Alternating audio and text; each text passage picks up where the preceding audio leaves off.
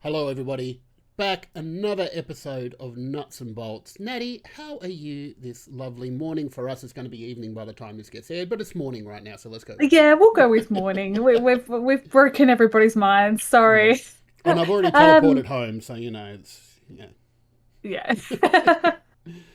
I'm doing okay. A little bit of a snuffly nose today. Hmm. Lots of flus and colds and things floating around at the moment, so Yeah. it feels a bit inescapable at the moment. It really does. Just like how much esports there are. There's lots of Mm. esports news. It's so inescapable. But let's start off. Normally we'd start off with World of Tanks news, but there was no ANZPL game last week because they're having a week off for prep for the grand final this Saturday at Fortress Melbourne. So excited. I've got my bags half packed at the moment because like I was doing the math in my head because I'm going to have to go straight from work to the airport on Friday. So it's just like, and I've got hockey training tomorrow night. Probably should pack now so that I'm prepared. So, That's a very good plan. So but what are your essentials for esports triple A? well, see, I'm only there. Like I get there about midnight Friday night Melbourne time, and then fly out 7 a.m.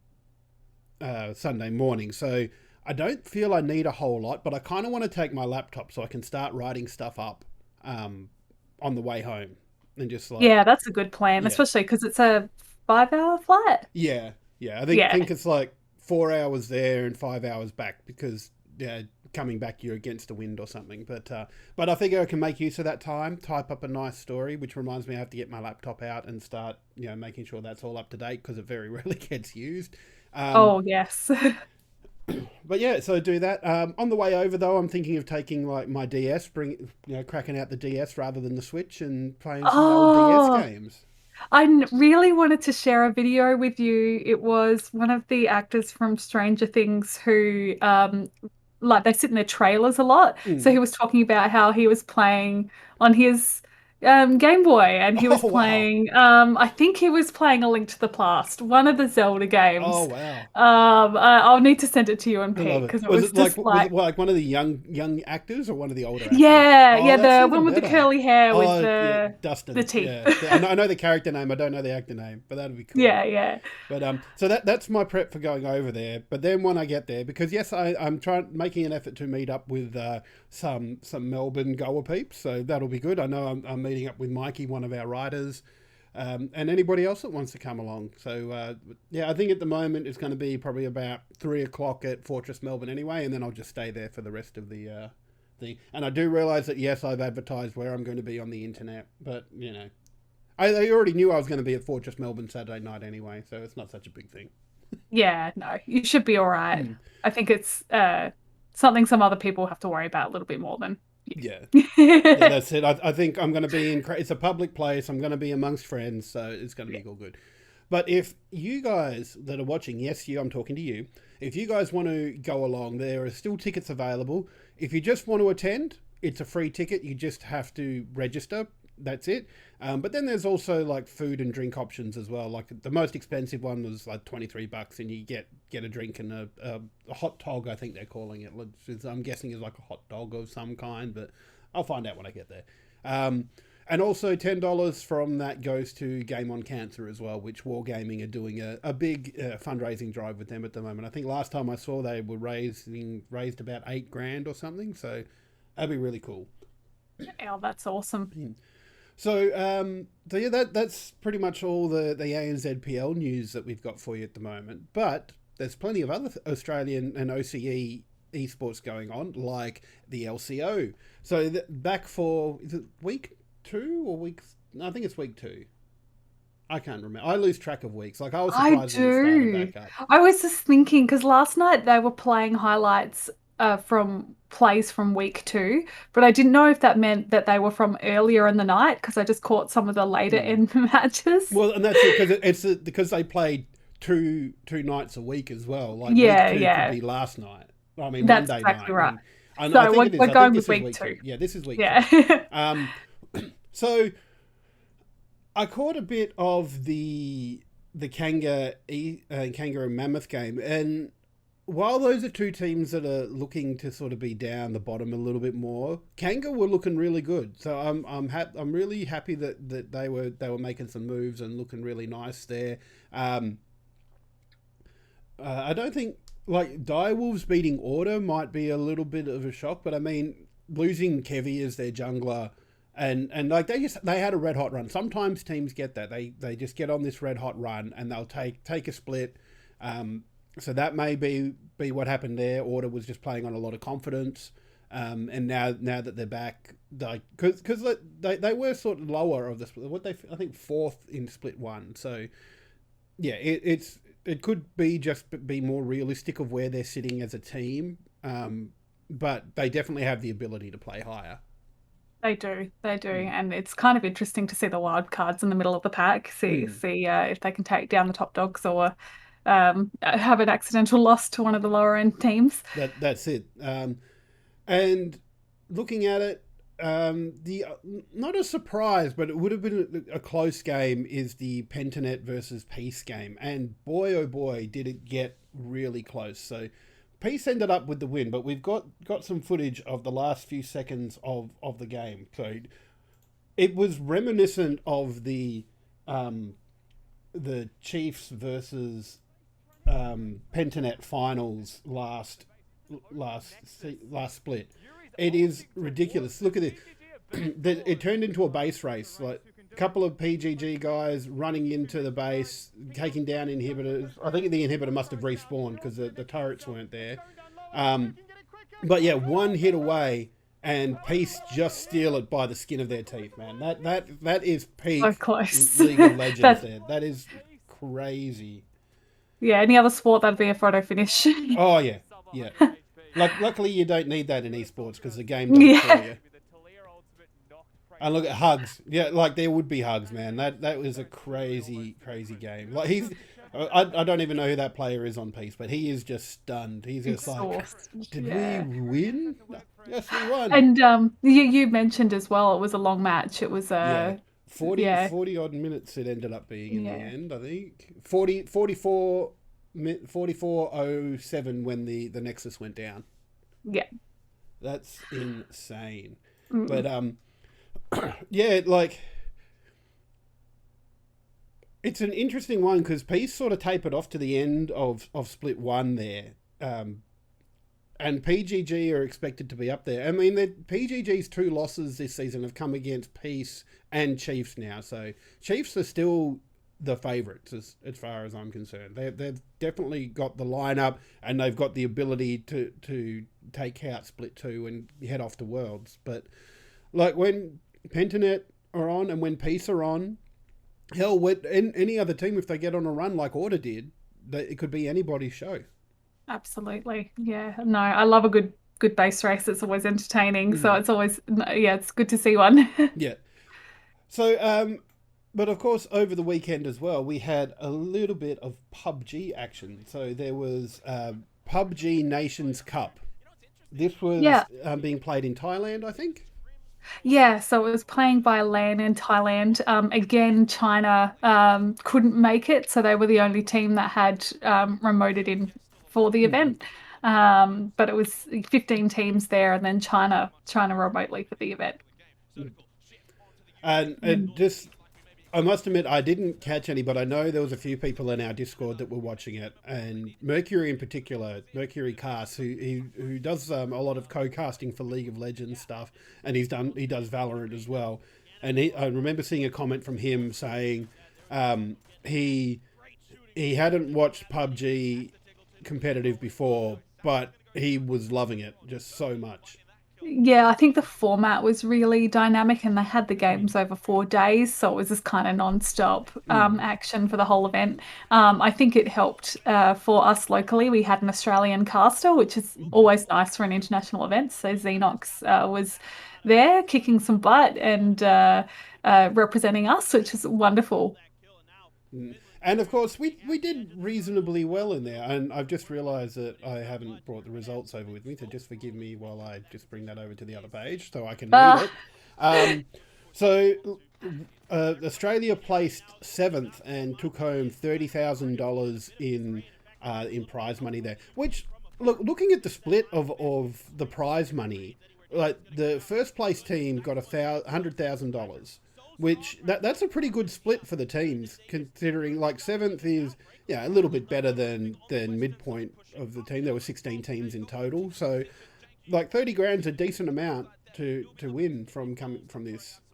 Yeah, oh, very much so. I hope the guys got some really good experience. For one of them, it was their first LAN Oh event. wow. Yeah, so it was, I think, hopefully really good for them, get some money in their pocket, and yeah, get more invested in the PUBG esports scene. So yeah, Actually, brilliant event. I'm still trying to work out. I think it was just run by Thailand as kind of a tourism thing as well from the mm, looks of it. But I'll have to have a chat to Huzzy, our resident PUBG yeah. expert, after this, just to find out. But the guys were, shown around the town. They got to, go on a ferry and go on the Ferris wheel in the middle of the city Oh, and all of nice. that fun touristy stuff too. Yeah, yeah. So I was just trying to read a little bit about what it was about. But yeah, either way, it doesn't matter super much. It looked like a fun time, and I'm trying to Mm. wrap my head around like 16 teams of 4 people each in a LAN event somewhere. Like, because like when I think LAN events and televised, I'm picturing a stage, and you've got like 4 or 5 players on one side, 4 or 5 players on the other side. But this one, like, it'd look more like a LAN party, really, wouldn't it? Yes. Anybody that's been to like a PAX with the BYO area, like Yeah. just all hung around. Yeah. No, but yeah, a really good event, and Mm. yeah, as we spoke about, the prize money really made it Yeah. worthwhile for the guys. So hopefully, we'll get to see more and more events like this happening. That's it. And great job for the Australian team finishing seventh there. Um, we've got a couple of stories. I'm actually going to go to the second one of these sort of what I call unbelievable stories in esports, because it's kind of related. Well, because it's PUBG Mobile. So there is a player in India called hang on, I'm just Shadow's his name. Sorry, I'm just having a read there, and he's been announced on another team called Godlike, I believe.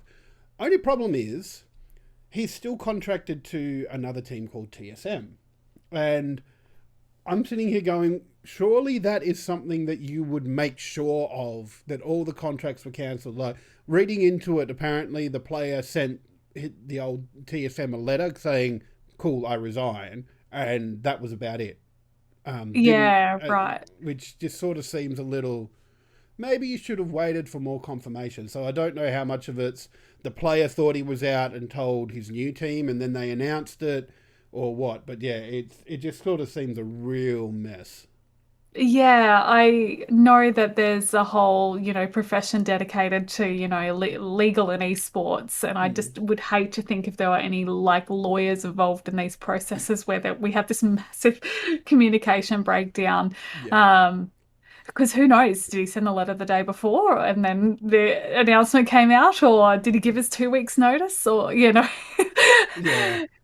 there's all these I think unique facets to esports and how these kinds of contracts work, but usually there'd be something written in there to say this is how you need to exit if you're exiting, and feels like it was not handled the way it should have been.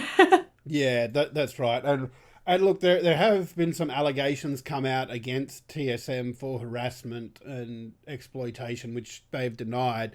Um, and I must admit, I'm not as read up on this as I should be. I just was going through the tweet that had that on it, and it went and said that there was some allegations there. So it's sounds like a very messy sort of a saga, and hopefully like something will be resolved soon. And like, because I don't care who you are, bullying and harassment not good. Like, it's No. and it's if you can't deal with people, your players and your support team, uh, with passion and oh, compassion, then don't do it. Don't even bother. Why are you here? Yeah, and I'm still trying to work out through this situation as well Mm. whether it was the responsibility of TISM or was it the responsibility of the new organization, depending on what had been organized. Yeah. But yeah, it does sounding a lot messier than what we thought. Mm. Yeah, but keep an eye on that and see what else comes out. But the Mm. second from the oh my god, why they actually had to do this story is one you brought to my attention, Natty. I might let you talk about this one a little bit. Yeah, so a couple of weeks ago, we covered off some news about the local Catan tournaments that are happening in Australia, and Jim and I do want to cover off a little bit of, like local tabletop Mm. competitive play scene as well. And this just came across my feed the other day, and I just couldn't help but laugh. Konami, who is running the official Yu-Gi-Oh tournaments, had to make an official ruling for their Yu-Gi-Oh tournaments that said you need to rock up, you need to be showered and in clean clothing, which is just you feel like it doesn't need to be said, but they did need to Apparently, it say does need to it. be said. Yeah, it's just. I mean, I get that these are probably younger boys, and like, I remember being a younger boy as well. But I at least showered every morning, put on clean clothes, and like put on deodorant. Like, but that the fact that you have to make a ruling on this and say that you can be penalized if you're deemed to be too smelly. Oh my god! Come on, guys, be better. Be better. Yeah, yeah. I mean, I think it's one of those things that we've spoken out a few times about profession and ethics Mm, in competitive arenas, and you need to, be encouraging this stuff early. Hopefully, you don't have people rocking up to pro and paid events where they need to go have a shower. yeah. Hopefully, it's nipped in the bud earlier, which I'm hoping this does as well for the teams. But yeah, I certainly remember when I was a kid playing some collectible, TCGs, and yeah, I can understand why this might have Mm. eventuated. I think the worst that happened for me, like, because I used to play a Star Wars collectible card game, and like my parents would take me, and well, number one, it was in a place called Tactics in Perth. Now, if you've ever been to Tactics in Perth, you will know exactly what I'm talking about when I say this place is a dungeon. Like, it's in this part of Perth called London Court, which is built up to be like this Victorian English sort of old arcade, ye old arcadey sort of thing. And you go down to the end of this and down some steps, and you come out, and this is and it. Don't get me wrong, it's an amazing place. Like, it sells all sorts of tabletop stuff, and like me and my mates used to go there so much, and that's where we used to get our cards from. And but it's an amazing place. But it's so dingy. Every time it rained, they got water damage in there. But they had an area where you could play cards. The tournaments got hosted there. Um, but yeah, it was. But it's exactly what you probably would have expected back then about. I'm going to play a collectible card game. Cool, with all the old men that still live in their mum's basement or something. Yeah, and I don't mean that to disparage, because like everybody plays it, but that was the perception, and I will admit the tactics did not help that perception.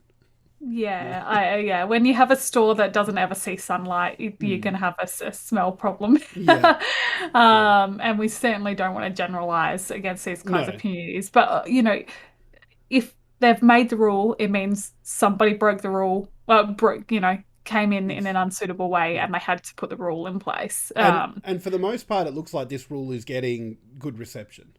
Um, Yeah, yeah. Oh, I can only imagine going to these events and having to deal with people not looking after their hygiene, and mm, it's nice that the tournament's backing it now. that's it. Cool. So moving on, in this came up on my feed. I'm very sad, and I had to dig a little bit actually, because there's a university in Perth called Murdoch University. Oh, sorry, Murdoch University, and they're really big in esports, and they do love getting their teams out and doing things that way. And there were plans announced in 2020 that they were going to build a campus in the CBD. And as part of that, there was going to be an esports arena. Unfortunately, news broke this week that they're pulling out of that CBD deal, which means that unfortunately the esports arena goes with it. So I'm a little sad for that. Look, we still have. I know there's a place called Planet Royale, which is in an old IMAX theatre here in Perth. So they've got a nice big area with seating and whatnot. And they were talking about doing it, but I think they had one event almost pre-launch that they barely advertised and nobody showed up to. So, and then Oh, decided, oh, we can't, nobody likes esports, so we're not doing it anymore. Um, oh, yeah, no marketing yeah, budget. that's it. I think the only reason I heard of it was because once again Mercury from our Discord was along at it and he'd put a couple of photos up on Twitter and I go, oh well, it would have been nice to know about that. I might have come in and look, but yeah, missing out on a big esports stadium does hurt a little bit. But I know Murdoch is like, it's not just the esports stadium that they're cancelling though, and it is understandable in the climate at the moment with like everything's more expensive at the moment and trying to build as well as continuing your own operations. Like it's a money decision, and Murdoch have made that decision, not just about esports because as far as I'm aware they're continuing their esports programs, but they're just pulling back on this new development, which is fine because it's a multi-million-dollar development. Yeah, what I read about this after you'd sent the link through was just talking about the decrease of international students because of Yeah. COVID. Mm-hmm. And I think that Australia has always been big, and a lot of the university money comes in through from international students. So just not having that money in the pocket, plus, yeah, Mm-hmm. absolutely, cost of living's going up, Yeah. heading into a recession potentially. Mm-hmm. It's probably just not the best time for them to be putting up this amount of money Yeah. and tying it up in something that isn't a guaranteed success for them. You Yeah. expect it would be, Mm-hmm. but given all those other factors, they're making the safe call.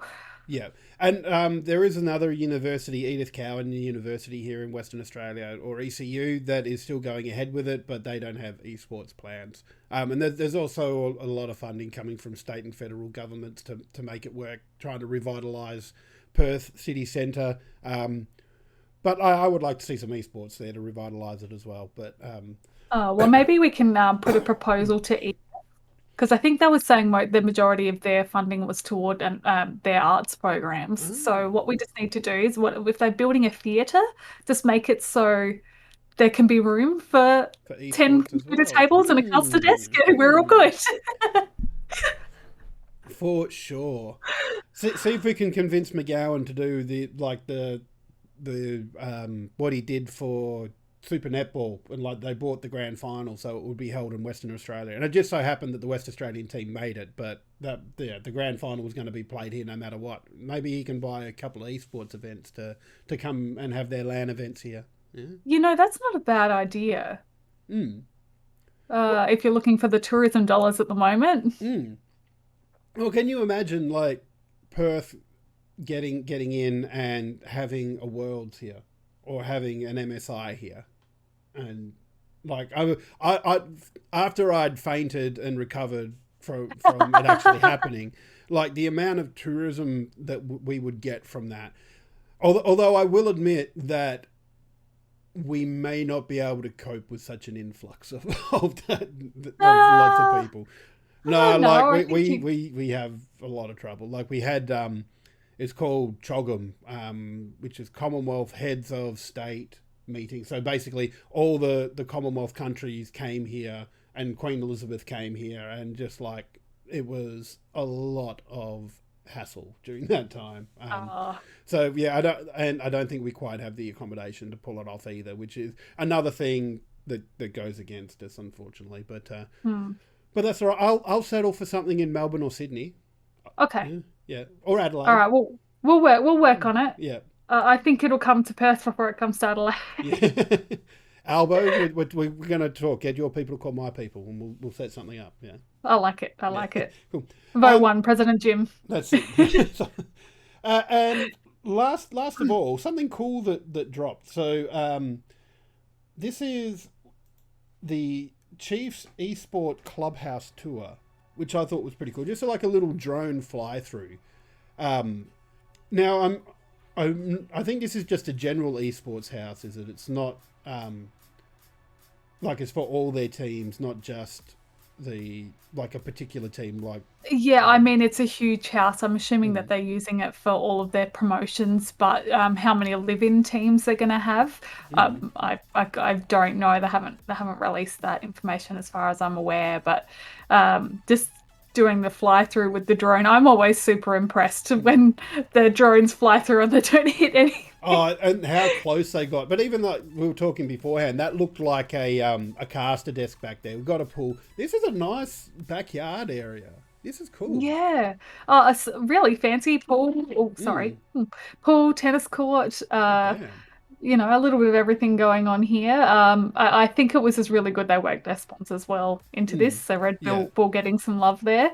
Lots of product placement and that computer thing that I couldn't quite read as we went past. Tack toys. I don't know why we're shouting out their sponsors. Why, yeah, come and sponsor us and we'll shout you out. But yeah, no, it looks like a really cool little setup, and it does make a difference when your players are all living in the same place. You build that camaraderie. Yeah, you live out of each other's pockets for a bit, but it makes things a lot easier. Yeah, oh, for sure. I think we call it the gaming house advantage, right? You build a different kind of camaraderie living with people, and you learn how to communicate better. And there's just all those little advantages that you have. So Chiefs being at the top of most of the tournaments that they're in esports are involved in at the moment. So they're doing a great job of hustling with their marketing and getting sponsors on board. It makes sense to show off what they've got and what they've built. Well, that's it. Flaunt it if you got it. Yeah, I bet a lot of other teams are very jelly that they've made the announcement this way as well. But very, very cool. But I think that's about all the esports news we've got for you. Don't forget World of Tanks ANZPL Grand Final this Saturday night from 7:30 p.m. Australian Eastern Standard Time. It will still also be on Twitch as well if you can't make it to Fortress Melbourne, twitch.tv/World of Tanks ANZ. But yeah, if you're there, come and say hi to me at Fortress Melbourne. Yeah, why not? That's it. Don't get to Melbourne very often. I was doing the math. It's been like 5 years since I've gotten on a plane, and that last time I'd gotten on a plane was part of a trip. So I had long service in 2017. I drove around Australia, and I got on a plane from Melbourne to Tasmania. So that was the last time I've been on a plane. Yeah. Oh, that sounds like a lot of fun. But very much looking forward to getting it. Even just like I'm pumped to sit in the airport lounge. Like it's the weirdest thing, and good for me. I noticed earlier this week as well, because with all like there's restrictions that you got to follow for when you're traveling, and up until the beginning of this week you had to wear a mask in the airport, and that just got dropped. So I don't have to wear a mask in the airport. I have to wear a mask on the plane still, but got that little bit of extra comfort. Yeah. Nice. But Natty, thank you so much again. It's been a pleasure. Thank you, sir. Always a good time on Wednesdays. That's it. And we'll see everybody next week.